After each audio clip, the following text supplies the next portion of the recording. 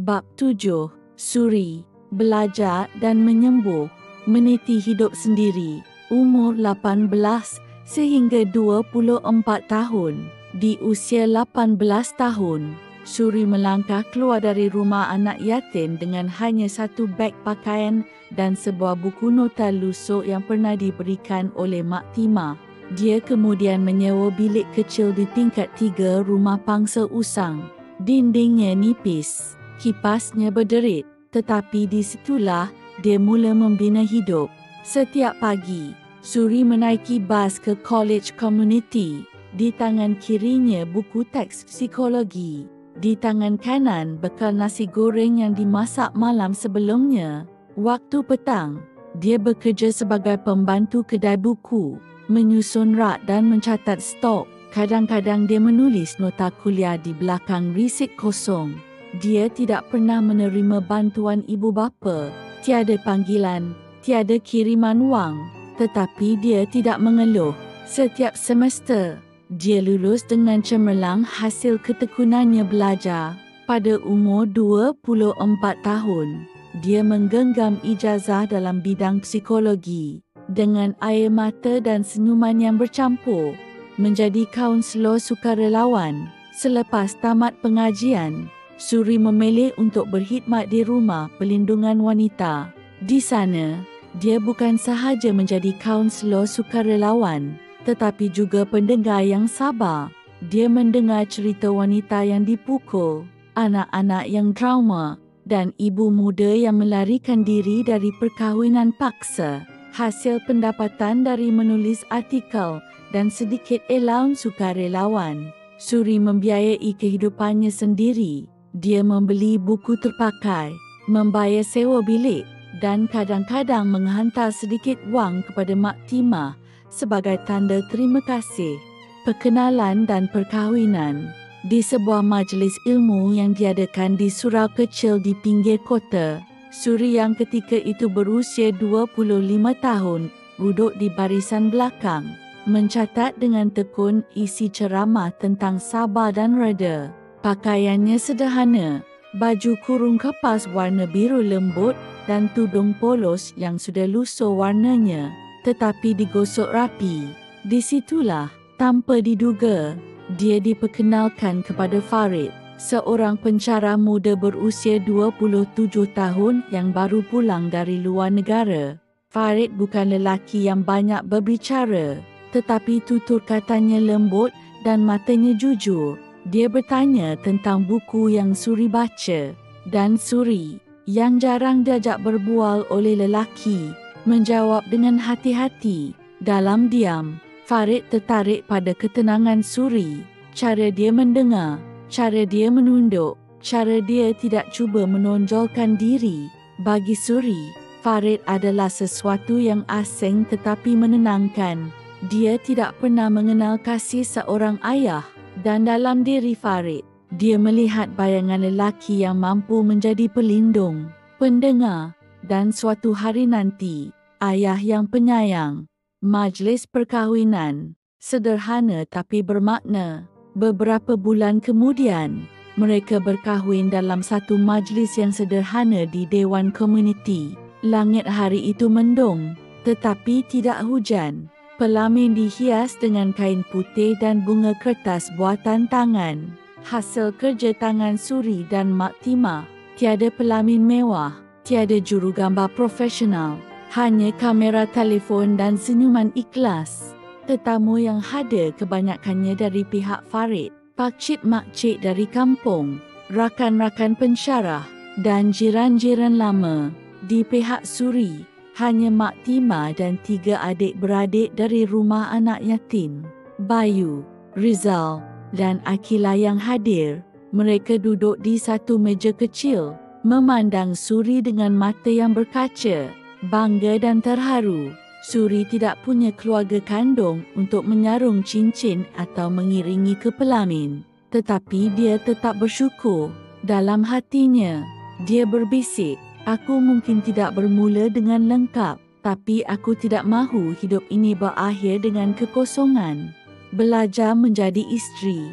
Suri, yang membesar di dalam rumah anak yatim piatu di bawah jagaan seorang wanita, tidak pernah melihat contoh rumah tangga. Mula belajar sendiri, dia membaca buku tentang peranan isteri, memasak dengan resepi dari majalah lama, dan cuba memahami emosi lelaki yang bergelar suami. Flat mereka di pantai dalam, dipenuhi buku dan tumbuhan pasu, simbol ketenangan yang cuba dibina. Farid pada awalnya penyabar, tetapi Suri perasan. Dia sering tunduk pada panggilan telefon dari kampung. Ibu Farid, Puan Rohani, sering menelefon dengan nada sunyi dan keluhan.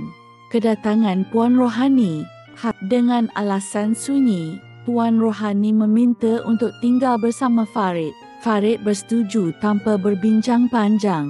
Suri menyambut dengan hati terbuka. Walaupun ruang flat mereka sempit, Puan Rohani, seorang ibu tunggal yang membesarkan Farid seorang diri, membawa bersamanya bukan sahaja beg pakaian, tetapi juga harapan dan luka. Dia melihat Suri sebagai ancaman, seorang anak yatim yang tidak punya akal, tidak tahu adat, dan lambat memberi zuriat, hasutan dan fitnah.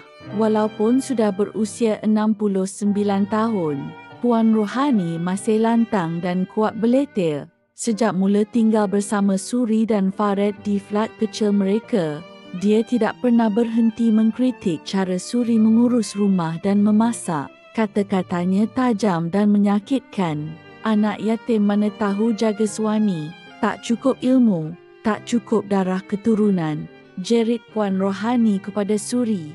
Suri hanya tunduk dan bersabar.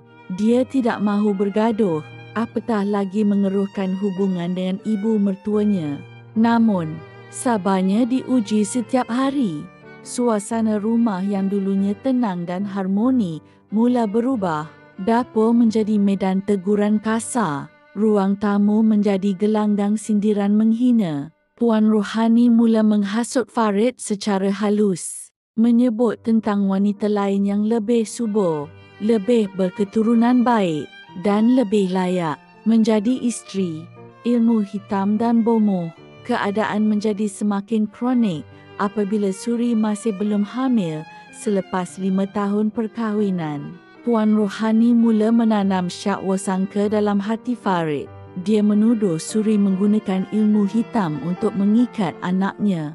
Kononnya supaya Farid tidak boleh beralih kepada wanita lain. Farid yang sudah goyah mula percaya. Puan Rohani membawa Farid berjumpa seorang bomoh yang kononnya boleh mengesan gangguan.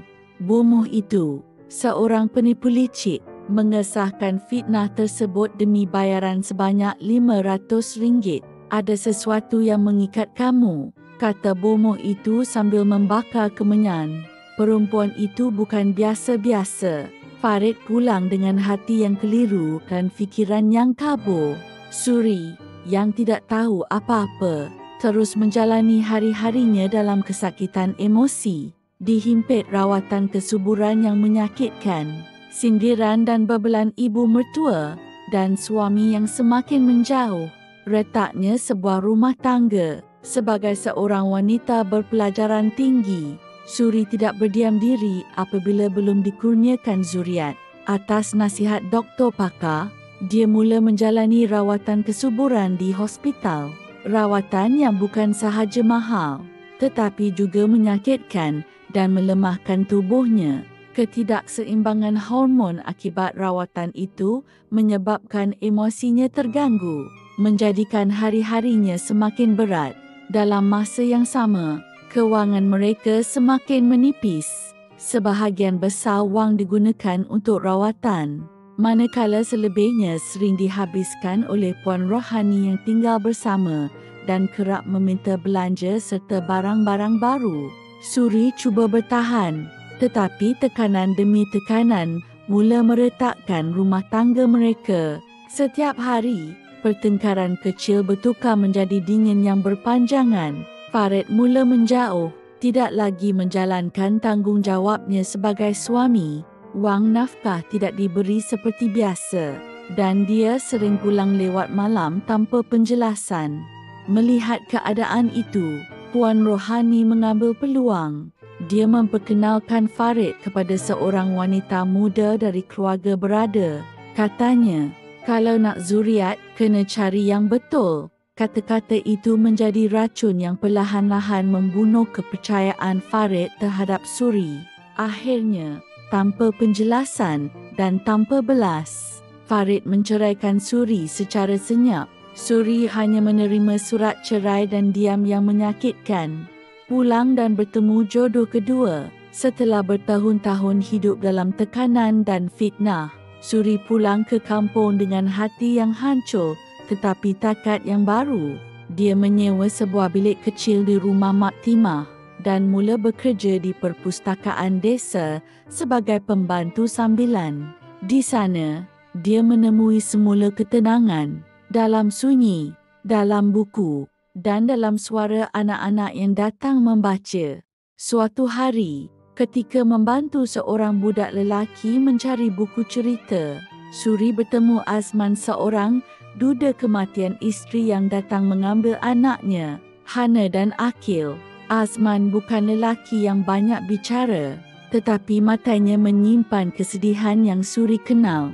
Mereka mula berbual ringkas tentang buku, tentang anak-anak, tentang hidup yang tidak selalu adil. Hari berganti minggu, pertemuan mereka menjadi lebih kerap. Azman mula menghantar kuih ke perpustakaan dan anak-anaknya mula memanggil Suri sebagai Cik Suri. Mereka berkongsi cerita tentang kehilangan, tentang harapan yang pernah patah, dan tentang bagaimana hidup kadang-kadang memberi semula sesuatu yang kita sangka telah hilang. Perkahwinan kedua, sederhana tapi bermakna. Setelah beberapa bulan, Azman melamar Suri dengan cara yang paling sederhana, di bawah pohon rambutan, dengan sepinggan kuih kaswi dan sehelai surat tulisan tangan. Tiada janji mewah, hanya satu soalan. Sudi tak awak jadi tempat anak-anak saya berteduh? Mereka berkahwin dalam majlis kecil di surau kampung. Tiada pelamin, tiada muzik, hanya doa dan air mata syukur. Anak-anak Azman memeluk Suri erat dan sejak hari itu, dia bukan lagi wanita yang ditinggalkan. Dia adalah ibu yang dipetih. Senja yang tidak sepi. Tahun berlalu, Suri kini tinggal di rumah kayu kecil yang dibina bersama Azman. Di beranda, dia menanam pokok bunga dan membaca buku bersama Hana dan Akil yang kini remaja.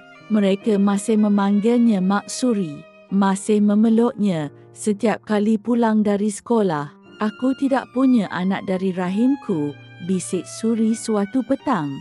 Tapi aku punya anak dari takdir yang memilihku. Di senja hidupnya, Suri tidak kesorangan.